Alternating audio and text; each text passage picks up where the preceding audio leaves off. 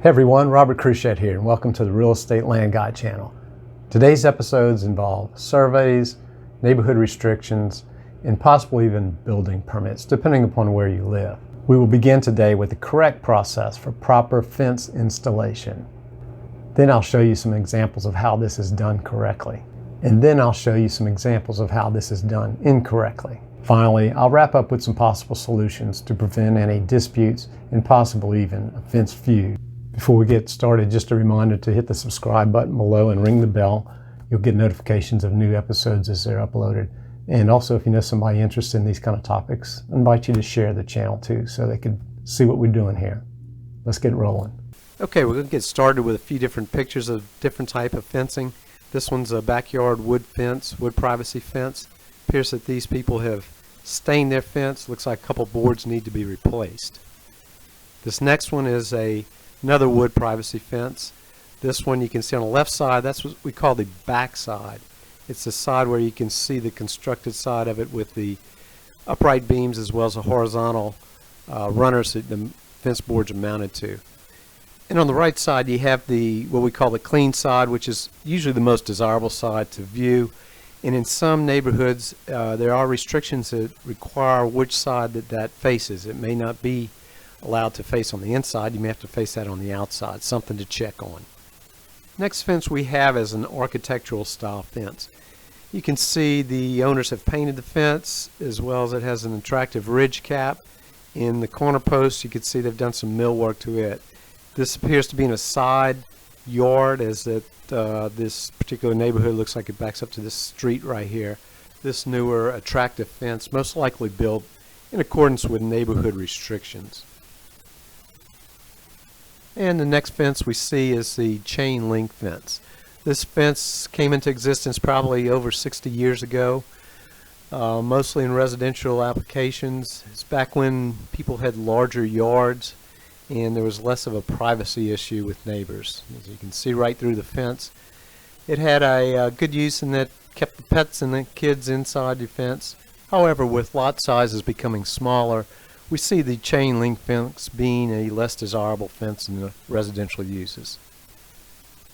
We're seeing the chain link fence still being used in commercial or industrial applications these days, and mostly for security, keeping vehicles and equipment locked up.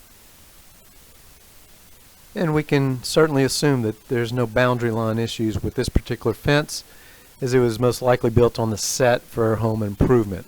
Everyone can recall Tim Allen and his neighbor Wilson coming outside every day to discuss world events, things going on inside each other's houses, things at work, etc. We know that this is a prime example of good fences making good neighbors.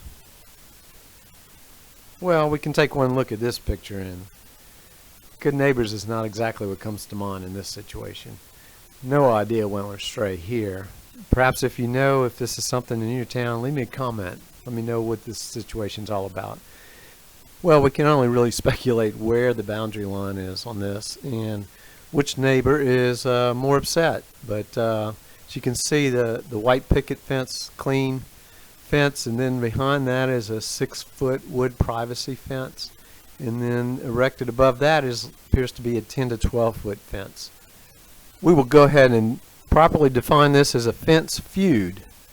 Clearly these two neighbors are at odds over something. It may be a boundary issue, it may be something different. Not sure exactly what it is, but unfortunately it looks like it may be in an area where there's no real neighborhood restrictions or even county or parish regulations that would prohibit this type of situation.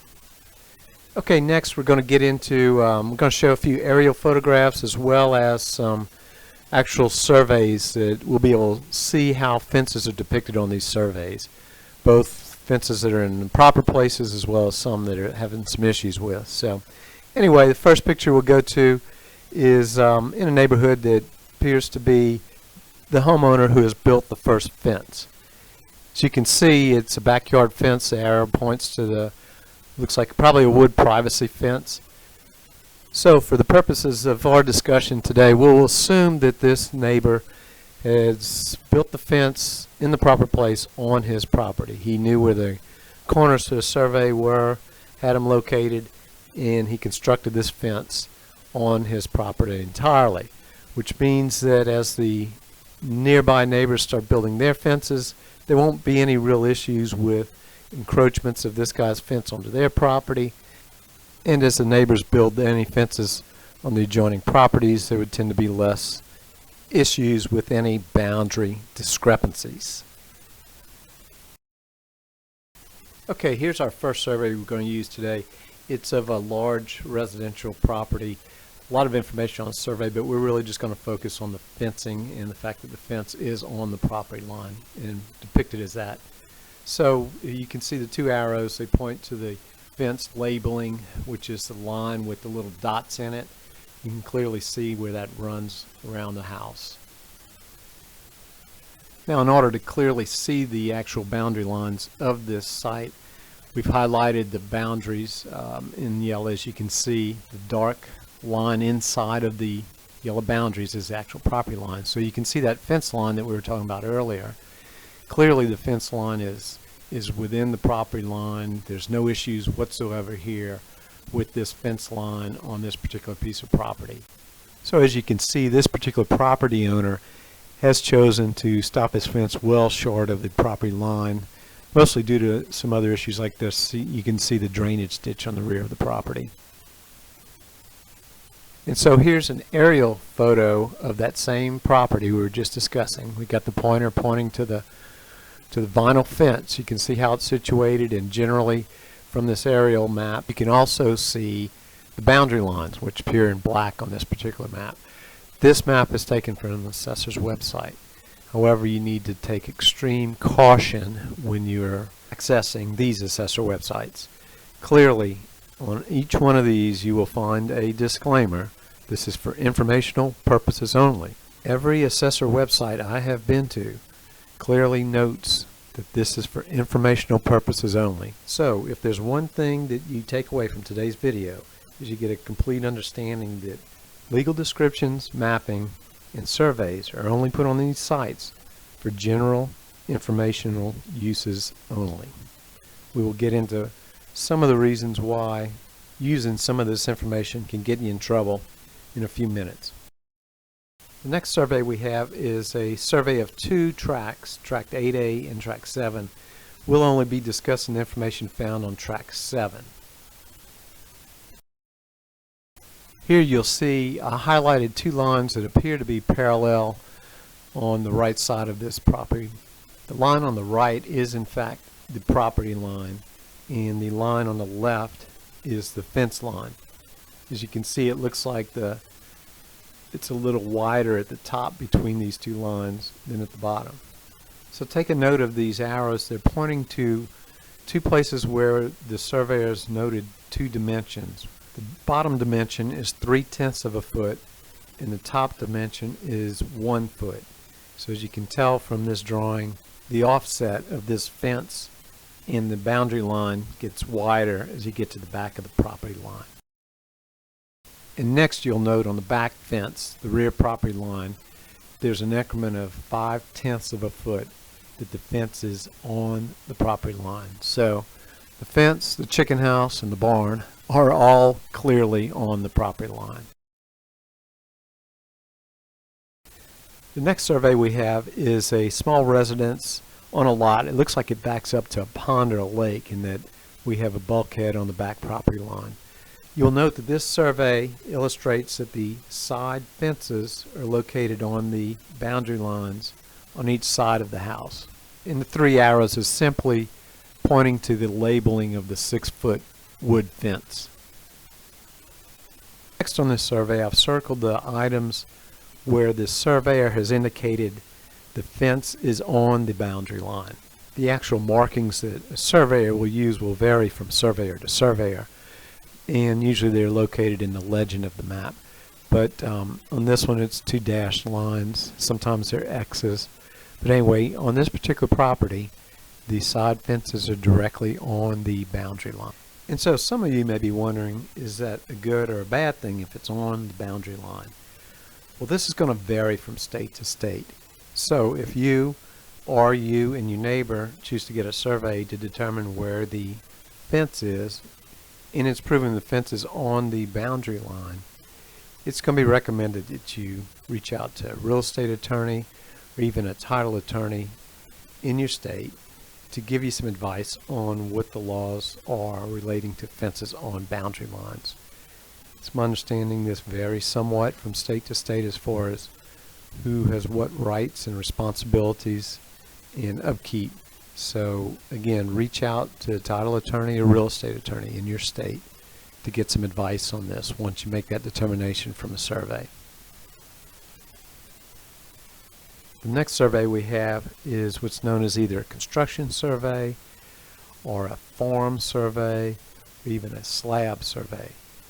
This is typically done at the onset of construction of a new residence in order to determine that the foundation is properly situated on the lot. Here I've highlighted in yellow that this is in fact a residence that's under construction. Again, maybe the early stages where the forms are up prior to the pouring of the concrete slab. In green we've highlighted the setbacks. The one on the left would be the front setback and the one on the top would be the side setbacks. These are usually determined by either your neighborhood restrictions or by your zoning ordinances, or sometimes a combination of both. On the next copy of the survey, I've highlighted in green and yellow the lot numbers on this particular survey, lots 62 and 63. And so the two lot numbers has to do with what's circled in red, and that reads, wood fence encroaches on lot 62 approximately 4/10 of a foot. Lot 63 is a top lot in green. Lot 62 is the one circled in yellow. So what happens here is the fence originates on lot 63 and encroaches onto lot 62 by about 4/10 of a foot. So now that our surveyor has identified this problem, what are we going to do about it? Well, again, this was what we're calling a construction survey, and therefore there's probably a lender involved with loaning money for somebody to build a house, and you have a title attorney, a real estate attorney, who is looking at this particular lot to determine that you have clear title to the property. That title attorney will require that this encroachment be addressed. This can be addressed in several ways. One, if you're the owner of lot 62 building your new house, you could simply walk over to your neighbor's house, knock on his door, introduce yourself, and show him your survey and say that your fence is encroaching on my lot. I need you to move your fence. Not a very good welcome to the neighborhood kind of conversation to have with your new neighbor. And maybe this is how that fence feud that we saw earlier in the video came about years ago with those people building that 12-foot fence. An easier option, which is available in most states, is called a boundary agreement. Once again, you must check with your real estate attorney or title attorney who's familiar with the laws in your state to determine if this is available and what can be documented on a boundary agreement.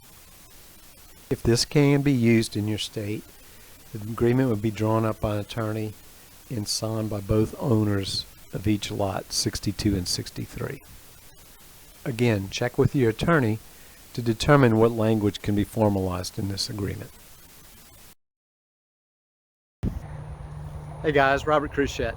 We originally had some pictures for this part of the video, but it just really didn't make any sense. The pictures weren't real clear, so I said let me come shoot a quick video, get everybody a good idea what we're talking about here. Okay, there's a few areas we can see in the distance, some markers. There's one right there. Obviously a set of point for the survey there, and there's one right here also.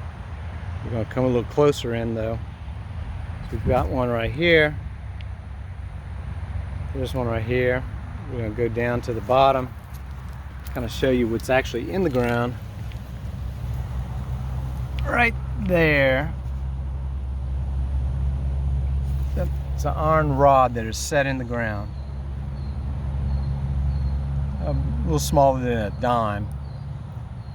It's put in the ground about a foot or two deep, and that's the marker of this particular survey. Okay, here are the photographs of the survey markers that I just mentioned previously. Go ahead, take a look at them and get another angle on these photos. Also, I'd like to remind you to submit any questions or comments you have below. We'll try to answer those questions as quickly as we can. And here's a close-up of one of the survey stakes. And here's a close-up shot of it, and we've circled the actual rod with purple on here.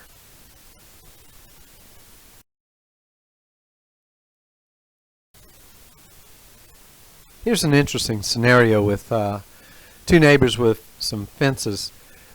Stopped by a client's house, and he had just removed a tree in his backyard, and he was preparing to lay a stone patio where this tree was.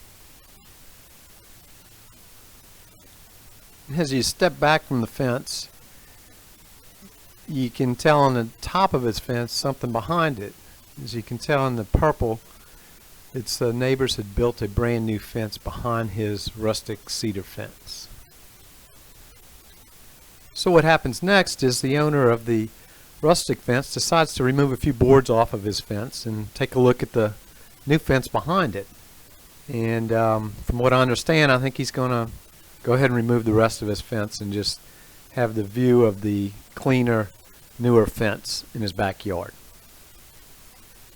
However, what we found even more interesting was when we looked between these two fences, there's about a foot between the old cedar fence on the left and the newer fence on the right. Took a look down there, and we found what appears to be a chain link fence, which was most likely the first fence between these two houses. You can see the two posts highlighted there.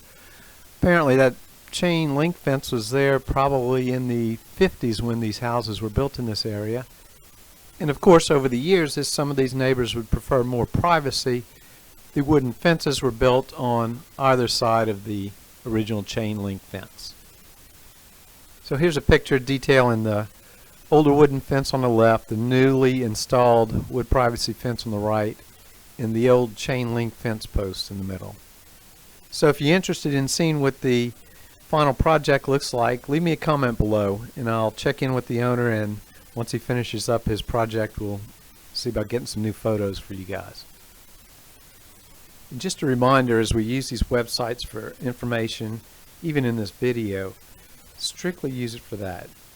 Never use the information on these websites for legal purposes or for boundary determinations or as a substitute for a survey. Always hire a professional surveyor or a civil engineer when you're looking to identify your boundary markers or in order to prepare a full survey of a property. Thanks for tuning in today. Again, my main objective on this channel is to share insights and information related to the land component of real estate. Perhaps you're building a new fence, maybe you're repairing an existing fence, or maybe you'd like to just resolve a minor issue you have with a neighbor over a fence. Hopefully you found some useful information here today. Don't forget to subscribe below and share the channel with your friends. We look forward to seeing you on the next episode.